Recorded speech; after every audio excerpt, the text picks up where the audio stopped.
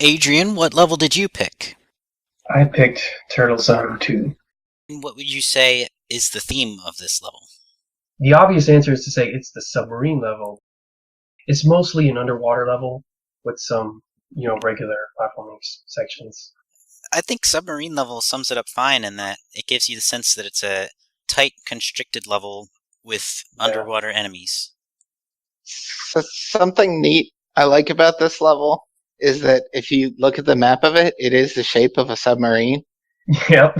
and the exits are sort of at logical places. So that's kind of cool. What are the platforming challenges like in Turtle Zone 2? So as far as platforming goes, you actually don't have that many. Most of the level is underwater. So it consists mostly of swimming underneath or over the dry bones and the Ordos and the occasional torpedo Ted.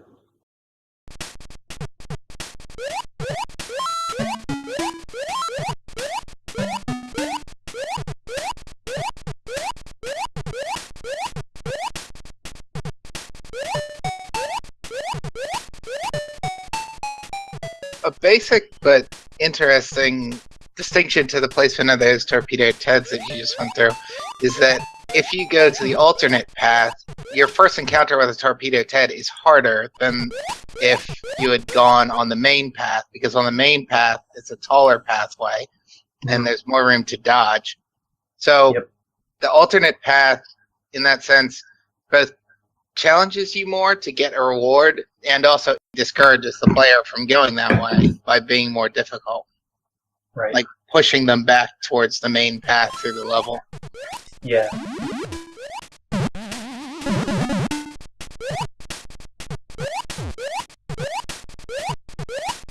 Once you continue through, you have a section with now instead of one Gordo that was off the left, now you have two Gordos next to each other. Although you can safely walk under them, even as Big Mario, you can safely walk under them.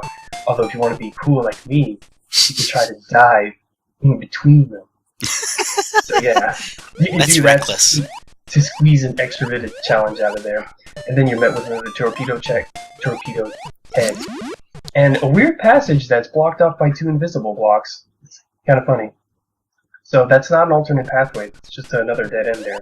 Then you have them mix up the Gordo challenge where you swim vertically, but it's, they only move up and down, so you just have to swim left and right to avoid them. From there you have something that's unusual in Mario game, and that is something that requires Small Mario, and it's the secret exit, because it's a passage that only Small Mario can get through. That's normally something they don't do. Like, it's natural for there to be power-ups that Mario can only get to once he has a power-up, like, say, the Feather or the Fire Flower, or even the Mini Mushroom in the DS game. But for just Small Mario, a passage that only he can go through, not even the big Marios or other power-up Marios can go through, that's kind of an oddity.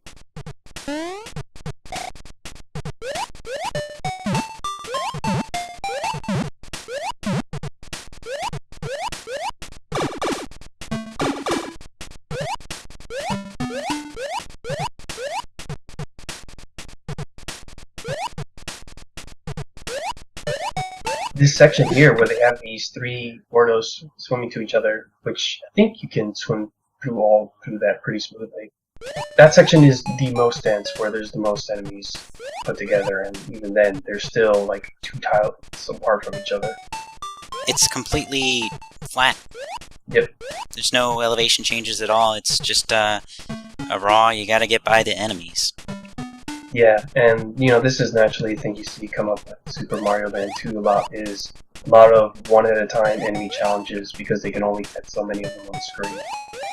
And not often they have moving platforms in general in the game.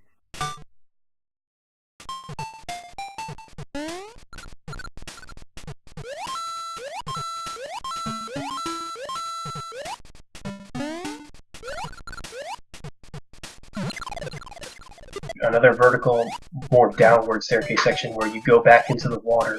You avoid the Gordos, which again is different from the first time. It's a variation on that first corridor. Yeah, it is. Because the first one was just a straight one.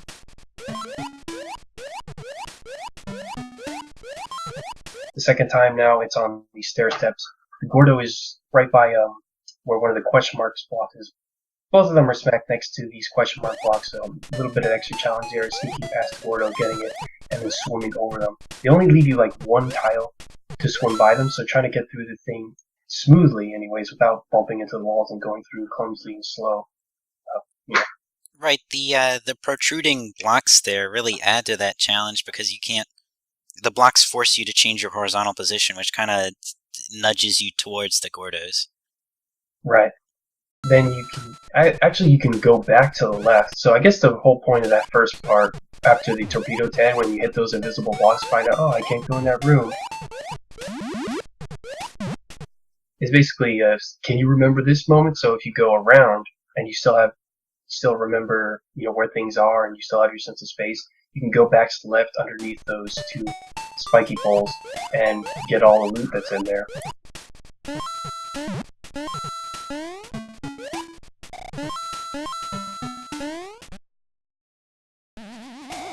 It also screws you over if you don't hit the blocks. Yeah, it does, because then if you try to get back out, it's like, ah, shit, now I gotta go all the way back around again. Yeah.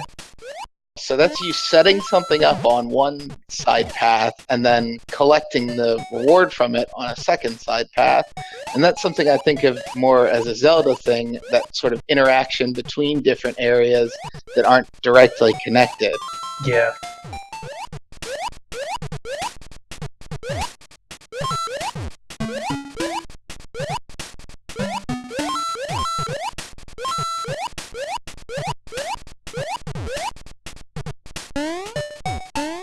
Then you get the upper path, and in it there's actually a star to the left there, and this Koopa staircase, aside from a more difficult challenge than the Koopas the first time around, because they're all put on more elevated platforms. Anyways, there's a Starman challenge. There's just enough Koopas so you can kill them all and get a life if you're fast enough and if you time your jumps correctly. So this is a good jumping challenge to where you time your jumps, get up the stairs as fast as you can without running into walls or ceiling or whatever, and get a 1-up out of it. Why are there so many Koopas in this level? Damn it, that was what I was gonna say. I was gonna say it's because it's the Turtle Zone, or maybe the Turtle submarine, Zone. or maybe it's because the submarine's the SS Koopa. I don't know. Right. I mean, I have an answer. Yourself, do you have an answer? A real answer, you mean? I have a real, genuine answer. So my thinking would be that they put the Koopas at dead ends and crap like that, because when you're in these tight corridors, like the first Koopa strikes me as something that is there specifically because you don't need to go over it or go any further in that direction. So you put a Koopa there because that's the kind of attack that can bounce off a wall and get you for expecting it not to be a dead end. So like all these Koopas, like on the stairway, they're all on short platforms. So you can't be as aggressive with using the Koopa shells because you're pretty much always going to be in a scenario where it bounces right back at you. Yeah. And so this is a submarine-themed level, meaning it's full of very tight corridors, which makes it perfect for swimming challenges because it constricts you to an area where you have to confront enemies. And it's also perfect for Koopa shells because they're liable to bounce around and hit you. right. Yeah, Koopa shells, I think, generally tend to be most fun when they're put in situations when they bounce around a lot. Like, you don't want to use them in a location where it's just going to go off the screen to the right every time. That's not interesting. What would you say the pipes add that is not in the first part of the level? So I feel like the first part is mazy as well, right? Just in Yeah. a different way. I think what the pipes add is the pipes make things confusing, and that you have a screen transition where you can't control things, whereas in the first half of the level, you can swim contiguously from segment to segment, and here you get shuttled from one screen to the next, and it's harder to keep track of where everything is in relation to one another. And that's compounded by the fact that it's all compressed into this one tiny space, so you're like snaking around your own path, and it's hard to keep track of how close you are, or like how much progress you're even making. I don't know, because it's still just a straight path. I mean, you do snake around a lot because of the way the blocks are set up to force you to jump over them, swim under them again. but for the most part, it's still pretty straightforward, I would say. It's straight as in the way that, you progress through it is straight, but I agree with what Golem said that it's more compact. Like, that's all pressed into that single rectangle of space where all Yeah, the pipes are. So you're not navigating through, like, clearly separated lines of space like you get in the first part. All the dead ends are packed into each other, so it's not really clear whether you need to go down to go the opposite direction. Like, is down taking me a different direction from left, or is it like I don't know where the exit to this is going to be? yeah, Yep. If you trust that you're going forward, then you will.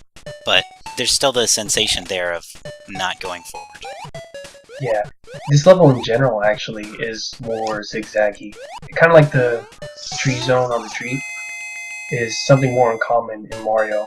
Like, how many Mario levels do you see where you go right, then down, then right, then down again, then right, then up, then right, then down again, staircase, then up again, then right and down again? And, like, not a lot of Mario levels do that. Generally, it's the kind of thing that's reserved for castles or for Yoshi's Islands.